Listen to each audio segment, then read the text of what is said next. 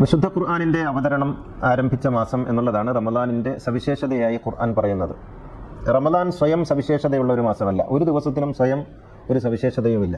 സൂര്യൻ ഉദിച്ചസ്തമിക്കുന്ന ഒരു യൂണിറ്റിന്റെ പേരാണ് ദിവസം എന്ന് പറയുന്നത്. ആ ദിവസങ്ങളെല്ലാം ഒരുപോലെയാണ്, അത് ആവർത്തനമാണ്. ആ ചക്രത്തിൽ തിങ്കളെന്നും ബുധനെന്നും വെള്ളിയെന്നും ഒക്കെ നമ്മൾ പറയുന്നത് നമ്മൾ എണ്ണി വരുന്ന ചില ദിവസങ്ങളുടെ അടിസ്ഥാനം എവിടെയോ കണക്കാക്കി അവിടെ മുതൽ എണ്ണി വരുന്നത് കൊണ്ട് മാത്രമാണ്. ആ ദിവസങ്ങളിൽ സംഭവിക്കുന്ന ഇൻസിഡൻസുകളാണ് ദിവസത്തെ പ്രത്യേകതയുള്ളതാക്കി തീർക്കുന്നത്. ഒരു ദിവസത്തെ നാം ബർത്ത്ഡേ എന്ന് പറയുന്നത് ആ ദിവസത്തിൽ സംഭവിച്ചിട്ടുള്ള ഇൻസിഡൻസിന്റെ അടിസ്ഥാനത്തിലാണ്, അല്ലാതെ ദിവസം പ്രത്യേകമായതുകൊണ്ട് നമ്മൾ ജനിക്കുകയല്ല.